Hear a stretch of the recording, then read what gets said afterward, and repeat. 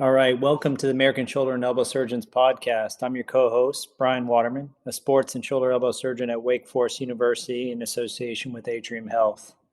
I'm fortunate to have Peter Chalmers, a shoulder and elbow specialist at the University of Utah in Salt Lake City, as my fellow co-host. Peter, how are you doing today? I'm doing great. I'm excited to be with you here today. I'm excited to do this episode together.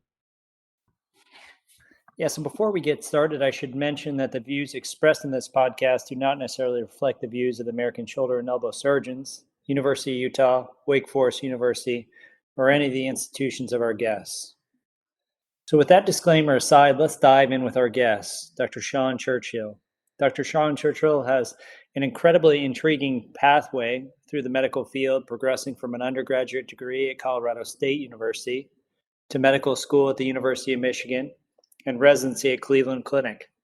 He then pursued his fellowship training under Rick Mattson at the University of Washington, after which he started clinical practice in 2001. He's certainly been a mainstay in surgical education and product development for really a number of years.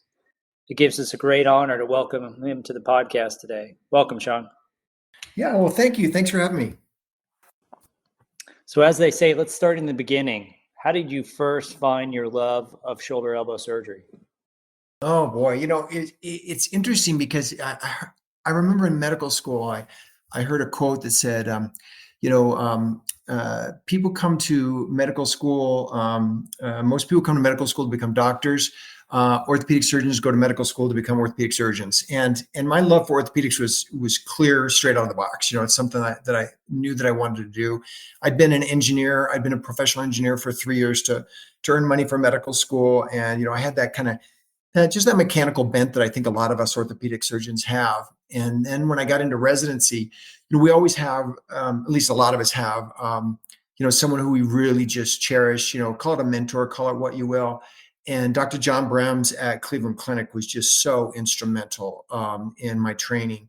And, he was the program director at the time, and he just ran an incredibly clean, crisp, residency program. His operating room was clean and crisp. But, when the case would be done, he would help clean up the room and help turn over the room. His turnover times were unbelievable because he was in there, rolling up his sleeves and doing it with the workers. And I just looked at John and I thought, boy, this is great. And then when I really got into, we had shoulder and elbow as a third year, and then as a fifth year. And by the time you're in your third year, you've pretty much been through everything. And it became pretty easy for me to narrow out, foot and ankle. I don't want to look at people's feet all day. No, thank you. Spine. No, I won't do that. Total joints just seemed physically exhausting as these BMIs were getting, pushing over 40 and such. So, you can sit there and go through your own list as you will, but I got to shoulder and it was kind of in my mind, and I was in residency from 95 to 2000. It was kind of what I considered the last real frontier of great untapped potential. And it just was so stimulating to me, incredibly complex, but yet an incredibly simple joints. And that kind of started me off my path. Well, certainly, I think we both would agree with you that shoulder surgery is the height of all of medicine. So it sounds like you graduated in 2000. Yeah. And then probably fellowship 2001. That's correct. And then the thing that's interesting to me is it's just 3 years later that you found, DVO, your company. Tell us then what, you're 3 years into practice. What's the motivation for starting a company? What was the need you saw in the marketplace that led you to say, I'm going to take on, in addition to being a junior shoulder surgeon, this new endeavor? Yeah, no, yeah. Thanks for asking. It's interesting because it actually goes back further than that because when I was in medical school, I remember doing a vascular case. I was a third year medical student doing a vascular case, and it was an aortic kind of bypass. And we had to cross clamp the aorta above the renal arteries. And I remember the thoracic surgeon, the vascular surgeon was really concerned about time. He says, we have to get these kidneys perfused. He was, really in on that. And as I'm watching this case, I'm sitting there in my mind and I'm thinking of a way that we could still perfuse the renal arteries and the kidneys during this case with just a bypass, kind of a shunt type of a thing. That case ended up at 10:30, 11 o'clock at night, as most vascular cases do. And I went home that night and I still had all my engineering paper. This is, pre-CAD drawing. I'm dating myself here, but pre-CAD drawing. So I had my engineering papers. I drew up a schematic for a design to have a surgeon be able to cross clamp the aorta, but still perfuse the kidneys. And the next morning, it's like 5:30 in the morning, we're doing rounds. And I showed it to the attending. And he asked, he said, where did you get this? And I said, well, I just drew this up last night. And he said, no, where'd you get the idea? And I said, well, the idea came to me during the case with you. And he said, Sean, don't show this to anybody. You need to patent this. And I got to be honest with you. I mean, I'm a third year medical student. I'm trying to breathe. I'm trying to just exist. I don't have time to trying to chase down a patent. So I never did. But all throughout my career, I've always been, in cases as a resident or whatever, and I'd be looking at stuff, and I think, man, I think there's a better way to do that. So finally, it was my third year in residency, and I was on John Brem's service, and I had an idea about how to properly align when you're doing a 4-part fracture, you're doing a hemi for fracture, because mind you, this was a decade before the reverse came out. And the question was always the height, and frequently, surgeons put it in too low, and then they had tuberosities were too high, and all sorts of complications. And I came up with a way to reconstruct the height properly with an intermedullary rod and such. And so I made a prototype and I showed it to Dr. Brems. And Dr. Brems said, Sean, this is great. He was a big DePuy guy. And at this point, mind you, I think DePuy, because the Global had just launched, and I think DePuy had like a 60% market share. I mean, it was just insane. And he said, we got to get you to show this to Charlie Rockwood. So we flew down to San Antonio to see Charlie Rockwood, Dr. Rockwood, and he had his engineers there who had come from Warsaw. And he gave me an audience, and I presented to Charlie Rockwood and such, and it was just a great experience, and nothing ever really came from that. But I thought, okay, well, that was a good experience. I enjoyed that. And then when I was a fellow, I had some ideas, and I was at AOS that year in San Francisco in February of 2001, and I went around and showed some people some booths. And pretty much they always said the same thing. They always said, oh, where do you practice and how many total joints do you do? And when I tell them I was a fellow, it just kind of fell on deaf ears. So I just said, well, I guess it's just not my time. And then it was interesting in 2004, January 2004, I got a phone call one day and it says, Dr. Churchill. And it was one of the engineers from DePuy who I'd presented to 6 years before with Dr. Rockwood. And he and two of his buddies who were engineers, one was at Zimmer and one was at Smith & Nephew, the three of them had quit, and they were forming a company called Dio Valente Orthopaedics, DVO. And they were calling me and said, we want you to design our shoulder replacement. And we're going to do fingertip to shoulder. And would you design the shoulder? And so that's how it really got started. And so I said, hey, I obviously, thank you guys. This is awesome. I'm so excited about this, but I can't do this alone. We need a team. And so I called John Brems immediately at Cleveland Clinic. And I said, hey, Dr. Brems, would you like to work with us? And so John Brems got involved, and Ed Feringer, who did his fellowship with me with Dr. Mattson the same year, Ed got involved. And then Dr. Brems had a fellow at the time, or a year before or something, who he'd liked, and said, hey, we got to get, some more of the guys on here. So Brian Holloway and Edwin Spencer came on. And so the five of us formed the team for the shoulder team. And that was just a great team. And that's how DVO, the shoulder team, got started at DVO. Really, it was a great story and a great team to work with.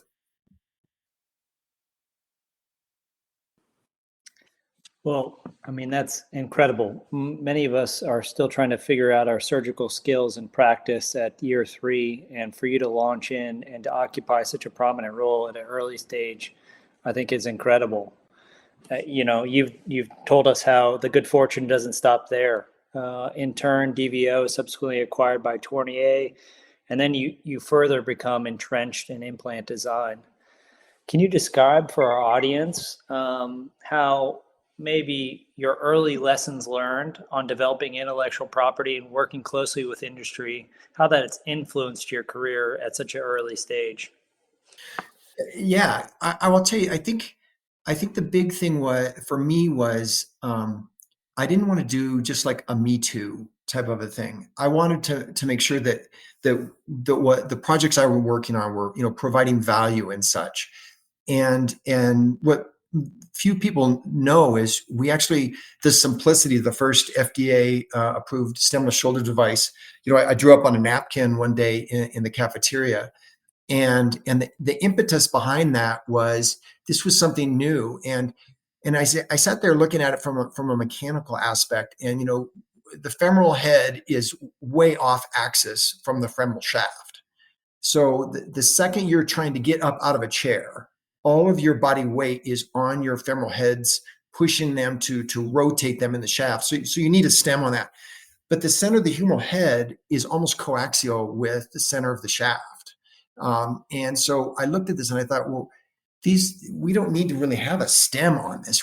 This can be stemless. And then although, the in problems with periprosthetic fractures, stem fractures go away, the fractures when you're implanting go away. And mind you, you go back to Neer, who, really opened this world up for us. His entire set had 2 different head heights and 3 stems. So it was 6 implants. That was in his entire set, was 6 implants. And so back in the day, there were no offset heads. So the global advantage was just coming out when I was a fellow with Dr. Mattson. But before then, all the heads were centered. So if we all know that there's posterior offset of the humeral head on the shaft. But when you had a centered head, suddenly you just left this huge territory uncovered. So the thought process behind the stemless was that you could perfectly center that humeral head every single time. And the idea being is when I was with Mattson would preferentially bone graft the anterior aspect of the stem to get the stem to shift back to kind of cover over that. I mean, he was a master at putting in a smaller stem in the canal, but he would bone graft around it so that the head looked beautiful. And he had the saying, he says, Sean, it doesn't matter what it looks like as long as the glenoid sees a perfect head in the right spot. And I mean, they were just beautiful, but that's Dr. Mattson. Not many people can reconstruct that. So the thought process was if we had a stemless design that could recreate that normal anatomy every single time, and even a young surgeon could recreate the anatomy perfectly. So actually the simplicity, the start of the simplicity, the drawing and stuff happened while we were at DVO, and it was called the conservative. That's what we didn't have time to work on it, so we kind of benched it, but it was called the conservative. And then, so as we went along and Tournai purchased Dio Valente Orthopedics, they said, hey, Dr. Churchill, would you work with our team, our existing Tournai team, and help on the new product designs? And we were working on the Flex stem at that point, which was a convertible stem. So I wanted to always be working on something that was just not kind of a copycat or a me too. I wanted to be something really changing, something that would really make a difference and help the surgeon do the case smoother, more reproducible, faster, help the patient recover better. So those were kind of important aspects. And at least when I would sit on a team and look at the design, I wanted it to be something that was really going to make a difference to the patient, the hospital, the surgeon, and those were kind of the criteria that I used. It's so interesting to hear you discuss that you thought of stemless at a time when there were no offset stems. Now, I mean, one of the things that's interesting to me about that is that that I can understand in that perspective how stemless is such a huge advantage. Yeah. Today there's so much more adjustability on the stem side. I mean, certainly you talk about the Flex, and that's a stem that comes in, multiple inclination angles. It comes with offset heads at both high and low offset. I mean, there's a huge amount of variability there. I guess the question I have for you is, I can understand from that perspective how that's like a leap forward. When you look at it now, when you look at the implants we have, do you think that it's the same difference? I mean, obviously you still get the advantages you mentioned about, not having to, not having the potential for an intraoperative fracture if you're instrumenting the canal, or not having a post-op fracture that goes through the stem that makes treatment complicated. I guess I just wonder, just because I think this is super interesting to talk about, because there's still, while most people I think have gone stemless, it's not for sure happened in reverse, and there's still people putting in stems all of their primary TSAs. And I think it's still a subject of some debate, although again, it's a decreasing probably amount of debate with each passing year. What are your thoughts? Oh, absolutely. I mean, it's definitely lost some of its original uniqueness and problem solving. Because remember, if you guys dig back and look at a picture of the global, not the global advantage, but the global, the first DePuy global, there was a huge gap between the head and the collar. And so Yeah. you lost probably, if you add that up, probably 35% of your articular surface, because you had this huge gap between the collar and the head. So in addition, the idea of the stemless was that head is going to sit right down on the cut. So it's absolutely going to Mm. reproduce that articular surface. So that was another big thing. But I'll tell you, one of the bigger things that I don't think many people appreciate is when we were designing the Flex. At one time, we had the table out, and we had like 160 parts, and these were all the stems, all the heads, all the offset heads. I mean, the table, just the back table. I remember looking at that, and it made me sick to my stomach. And that's before we started consolidating things down. But for the stemless, it's one tray. It's not 6 trays that go in or 4 trays that go in. It's one tray, and you have 3 SKUs. You've got the size 1, the size 2, and the size 3.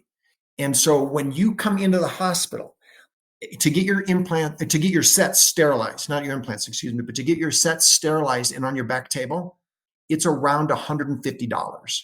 So if you come in and you use a 6-set system, you're talking $900 the hospital has spent before it even comes into your operating room, just to get it sterile, wrapped up in the blue wrap, and ready for you to go. It was one tray for the simplicity. So the cost savings for the hospital was tremendous before you even made incision, is just getting one tray on the back. So I think in that respect, the simplicity still has a tremendous, and granted, I'm not plugging the simplicity. Please do not hear me wrong. I'm just saying a stemless system that is that slick and comes in one tray has a tremendous economical advantage that is oftentimes overlooked. It's not just economical, for the hospital, it's also economical for the company. The more implants they have to create, like managing that inventory and managing all those sets is expensive for the company as well. Yeah, absolutely. And also the unsung heroes are our staff. And our hospital, almost every single surgical tech and assistant was female, and they're lugging these trays around. And the amount of them who had back problems and shoulder problems and got hurt just lugging these incredibly heavy orthopedic trays over and over. And some of those, when you put them up on the riser on that back table, you've seen some of them for the hip revisions, they put a second layer on there.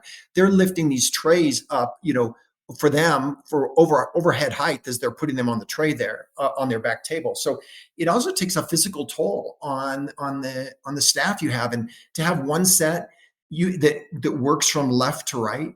You can walk through a brand new tech who's never done the case before. If you're a patient surgeon, you can walk them through and say, start at the left of the tray, and when we're at the right of the tray, I'm closing. I mean, it's just so simple. So there's a lot of advantages and stuff like that that still ring true. It's not just that, it's also every additional tray is an additional potential source of contamination. Yes. So yeah, I mean, I think that all the ideas you mentioned are really strong ones. One of the pushbacks on stemless, and this I've always wanted to ask you this question, so I hope you don't mind if I ask you. One of the simplicity came out, and I think a lot of people felt like it was revolutionary. But the challenge I think so many surgeons had was their anxiety that they weren't going to be able to use a stemless implant, and they were going to have to convert intraoperative to a stem. And the interesting thing to me about that is that many companies have taken that as the evolution to say, well, our system now, you start stemless, but you can go stem. I mean, Stryker has done this, DePuy has done this. Multiple systems are moving in this direction where they'll say, we're trying to consolidate our stemless and stemmed offerings so they're one continuum. So the question I want to ask you is, when you were developing the implant, how did you think about that? Did you think at the time, like, how am I going to manage people with an anxiety that they're not going to be able to use the stemless, who are going to still request all those backup trays that they may not use? And how did you think about that as you were designing the implant? Yeah, so this was a real thing at the time. So mind you, we started working on this when it on paper in I think '05, and then we finally launched the IDE in, I'm going to say, because that was 2 years, so like 11. We did a 2-year IDE, and I can remember I think we had 13 or 14 centers and talking about this very thing. And I'd put it in cadavers and such at that point. And so the thing that we talked about, and my thought process was, I think 50% of the patients I can use this in. And then after I'd put in, I can't remember, I think I put in, I don't know, 8 in that IDE. The IDE was 157. I think I did 8. My center did 8 or something like that. And after I got done and I put them in, and it was so solid when I put it in. I said, boy, it might be as high as 75% of the time. But then after I looked over, because I got to look over all of I wrote I was the lead author on the JBJS article regarding this.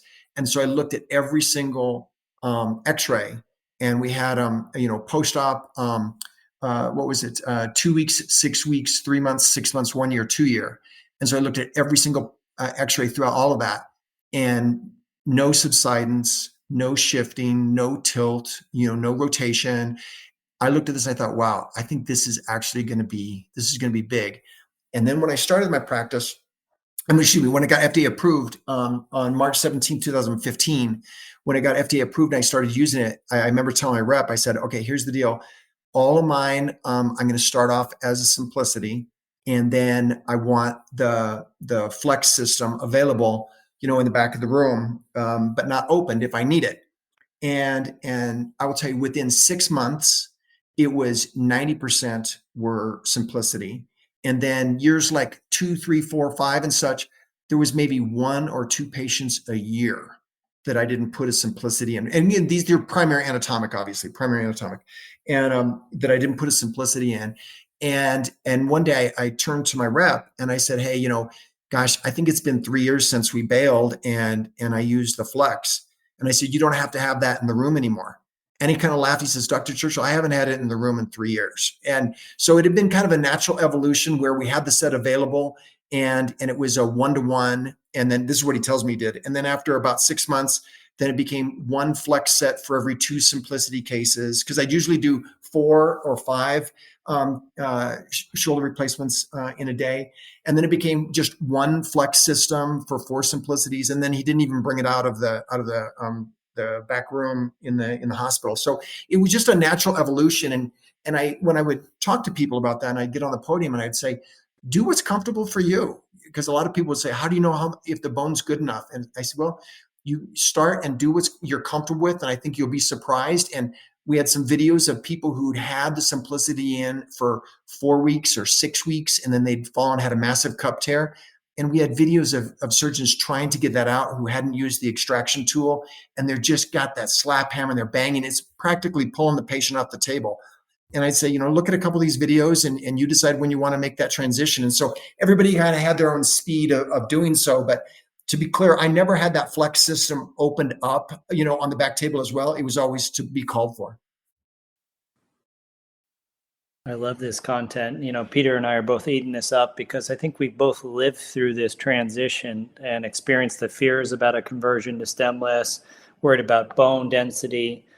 And certainly you've helped educate on this front. Your passion has been on display for residents and fellows for a decade or two. I'm not sure which. But the lessons learned have been far reaching. And one of these is one that I still continue to point to this day. So tell us about the origin story of the Churchill thumb test. So I was really getting a lot of questions. We were getting a lot of questions along the line about when is the bone quality good enough? And so I went through, and I'm a big 5-point scale type person.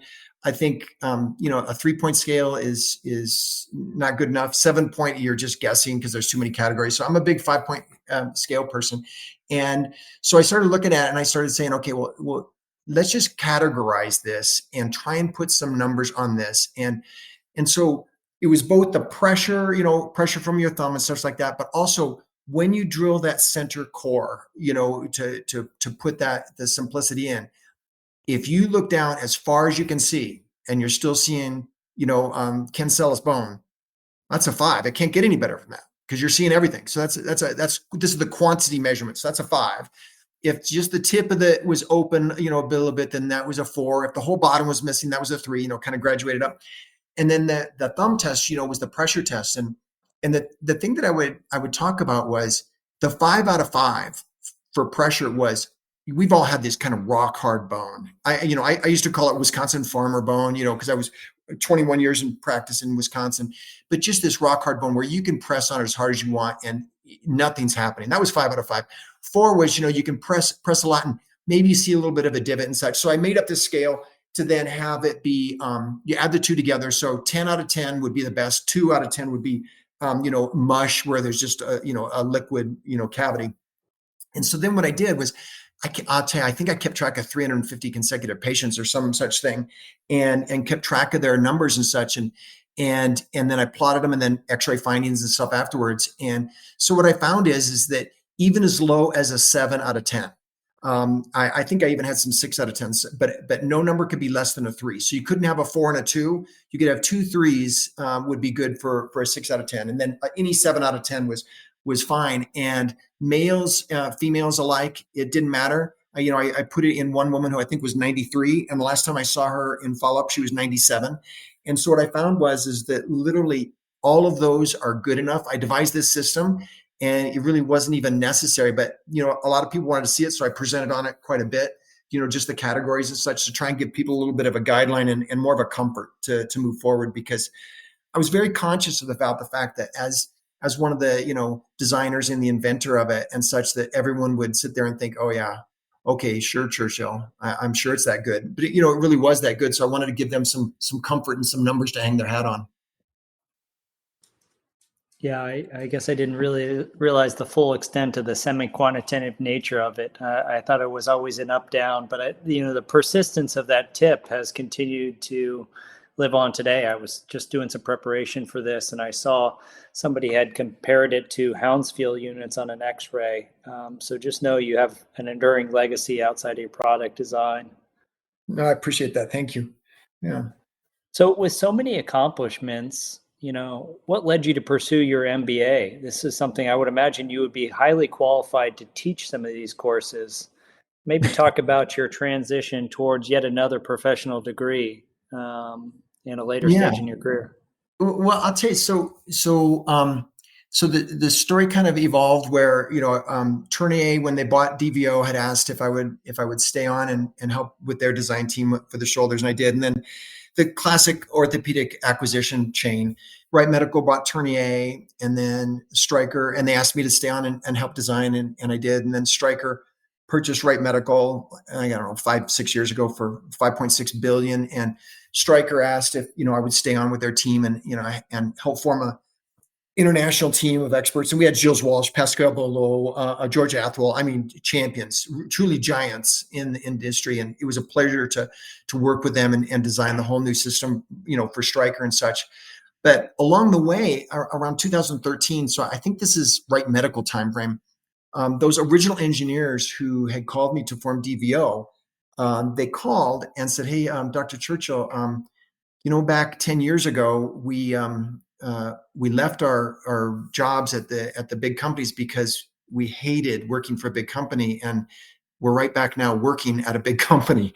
Why don't we form another company again, but this one be an ongoing concern where it's just not a one-trick pony where we sell out, but we have a full stack and R&D team.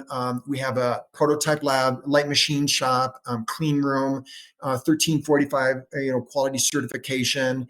Help whoever it is get their IP filed, get through the FDA 510(k) process, and start a micro commercialization. Why don't we start this company? And so I said, hey guys, I'd be happy to start. I'll come on as the medical director. I love this stuff, so that'd be great. So that was 2013. We formed Genesis Innovation Group, And 2 out of the 3 founders from DVO were 2 out of the 3 founders for Genesis. So it was kind of like getting the band back together. It was great. And then we had a lot of inbound. There's a lot of people out there with really, really good ideas who are, a doctor, a nurse, a PA, a tech. They've got great ideas. They're paralyzed. They don't know how to move forward or what they can do with this stuff. So we had a lot of inbound, and then some of our partners and friends and colleagues at national meetings and stuff would hear about this, and it got to the point where around 2017 there was a lot of requests to invest, and I said, we're not raising money for Genesis Innovation Group.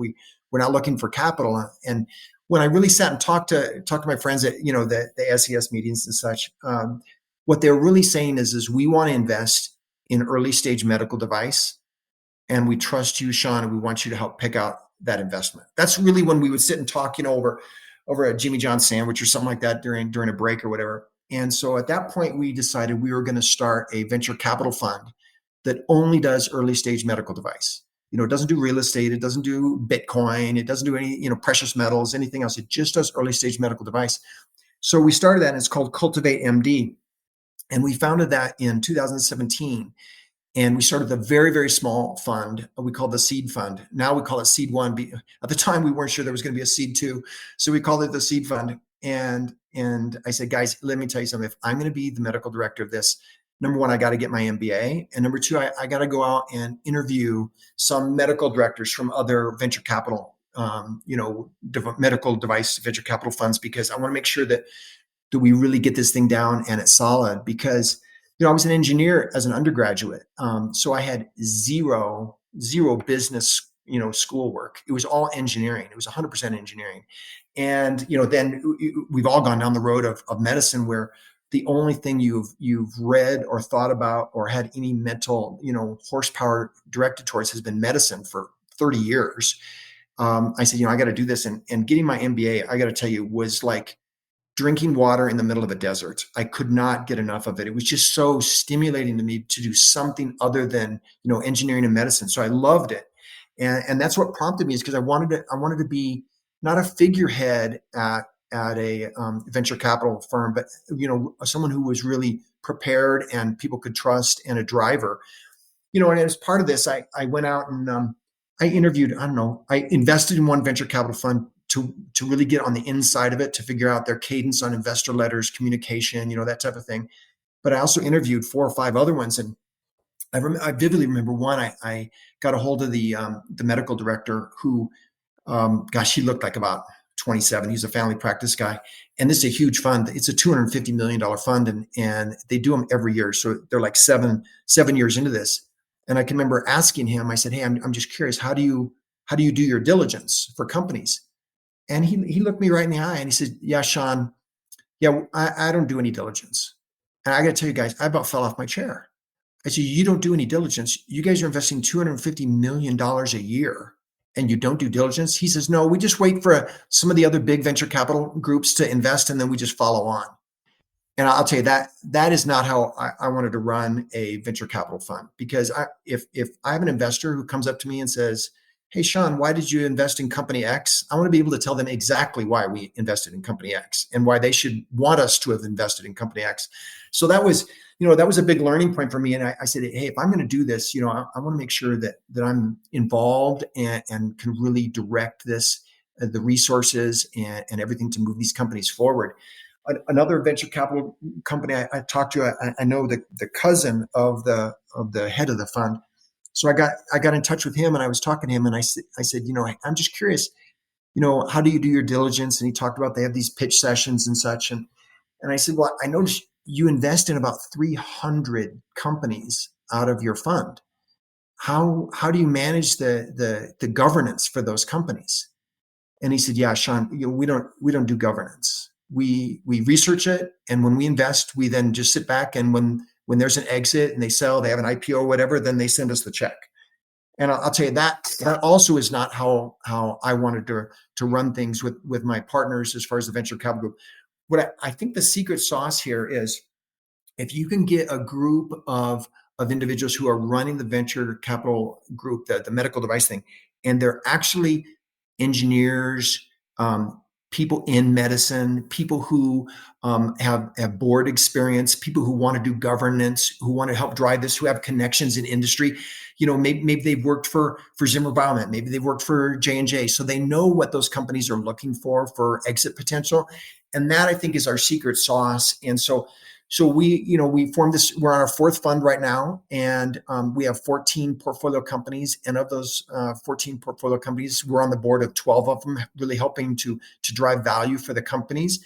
And I think that that my MBA, in addition to being incredibly enjoyable for me to do and stimulating, intellectually stimulating, that really has built the foundation for what I do is a lot of the board work and the term sheets and the deal flow that we have. So I would encourage any orthopedic surgeon who's looking to potentially get an MBA to do it, because it was just one of the greatest experiences I had. It was really valuable for me.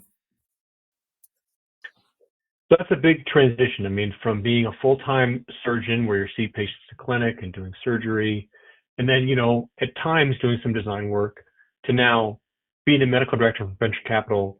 Tell me that's a big difference in your day-to-day life. What does the current day look like for you then? And what are the challenges you face now, and how do they differ from the challenges you used to face in the operating room?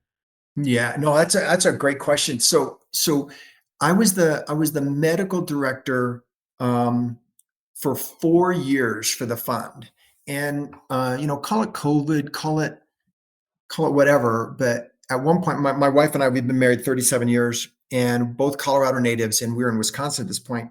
We have 4 adult children who are all out of college. 3 are married, and we have now we have 4 beautiful grandchildren. And but at the time, so this was 3 years ago. Right now, it was 3 years ago in November, and she says, I mean, honey, is this what we do now? And I said, what do you mean? And she said, I mean, you go to work and you do your orthopedic job, and you come home, and then you do your venture capital work and such. And then, we have some quality time, and then, we go to bed and the day starts over again. I mean, we were always talking about going back to Colorado, and my wife and I are incredibly, still, active. I did a lot of mountain running. I do a lot of endurance trail running and such, and so does she. And we still climb 14,000 foot mountains and do snowboarding and, kayaking, the usual. And our parents are elderly. They're in their upper 80s, and they're still in Colorado. And she says, I thought we were always going to go home. When are we going to go home? Because if we go when we're 70, we won't be able to do those things. And I'm telling you, it was like a light bulb, because I'm sure, just like you guys, you get out from residency, you put your head down and you start working hard, and you just don't look up.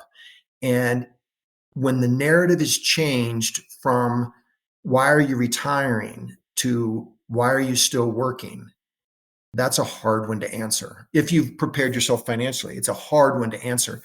And it got us talking, and within months we said, hey, you know what, this is literally the moment we've always been waiting for, is to get back to Colorado, because we want to be able to actively do all the things that I just mentioned, and we're young enough, we want to do these things. And so the transition for me, the big moment, was when I talked to my 3 partners in the fund, and I said, gentlemen, I'm thinking about wrapping up my orthopedic practice, moving back to Colorado, and I'd like to do the fund full time.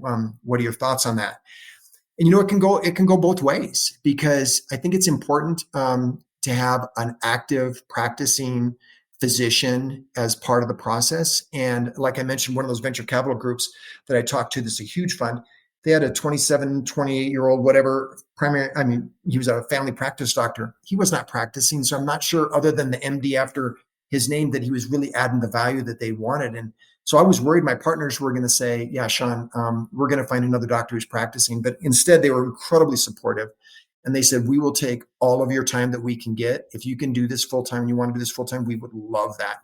And that really opened it up for me. So then, if you look at, to my day-to-day life now, the stresses, when I got on here, Brian said, hey, Sean, can you just take a pause for a minute? I'm on call tonight. I got to call a nurse back. That doesn't happen. And you start realizing after you get out that it's not normal for everyone else to be, on call one weekend a month, or one weekend every other month, where, you're tied to the phone Friday, Saturday, Sunday, or Christmas, you're taking calls, or you're riding a femur over Thanksgiving. That's not what the rest of the world does. And so it's easy to slow down from the breakneck speed that we had. And simple stuff. I'm not a coffee drinker, but I can remember running by a Starbucks, and I'd see people sitting out in the sun having their Starbucks and their dogs by their feet and stuff. And I thought, man, I wish I had the time to do that. And now we have the time to do that, and so we take the time to do that. So it's a much slower speed. I do a lot more human interaction with our investors and helping run the companies. I'm on 4 boards, and still looking at deal flow to keep my mind busy with the deals that are coming down the road, and whether we can help them with their engineering problems and such. So to me, it's been a wonderful transition. That I'm not getting up at 5:30 every morning, so it's been a great transition for me. I've really not struggled with that at all. I'm just enjoying every aspect of the day now, rather than trying to just get through the day.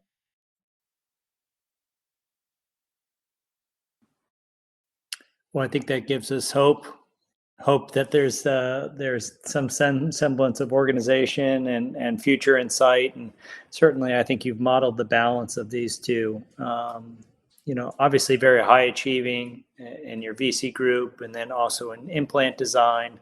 And then as a clinician, I would continue to commend you. Maybe without compromising any of your other ideas, because I'm sure you've got a couple still in the chamber. What's the future that is in shoulder arthroplasty design? Where do you see us going next?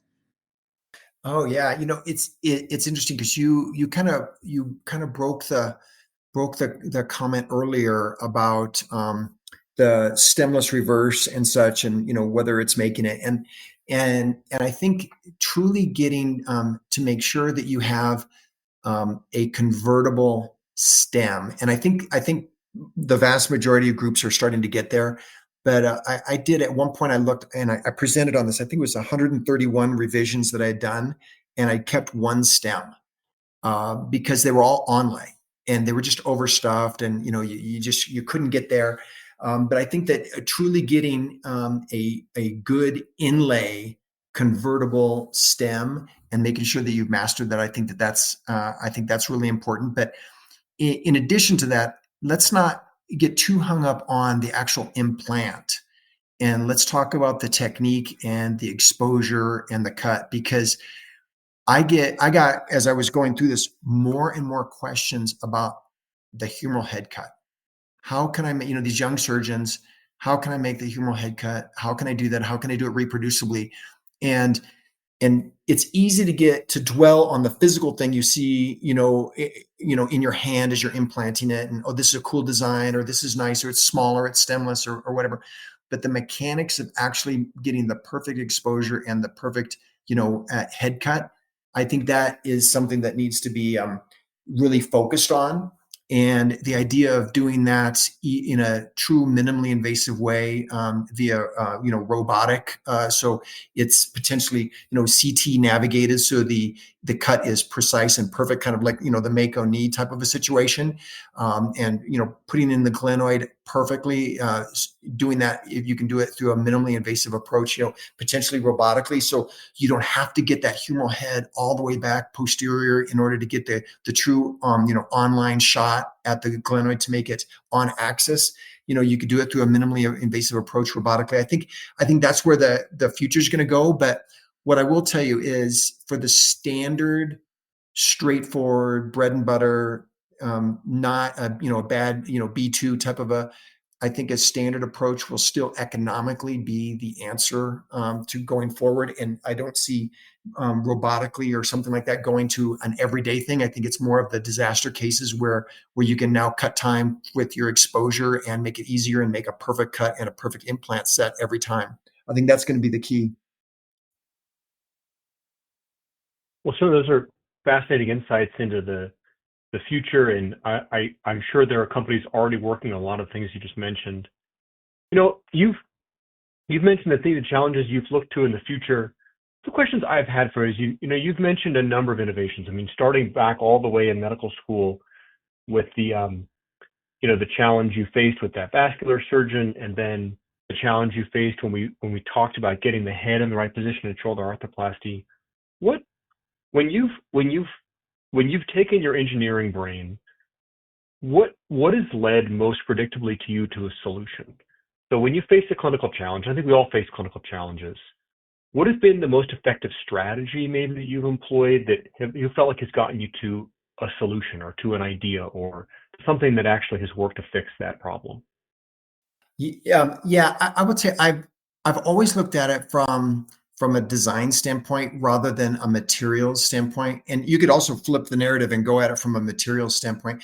You can talk about some of these bioabsorbable magnesium implants and stuff like that for suture anchors and such like that. That would solve that problem.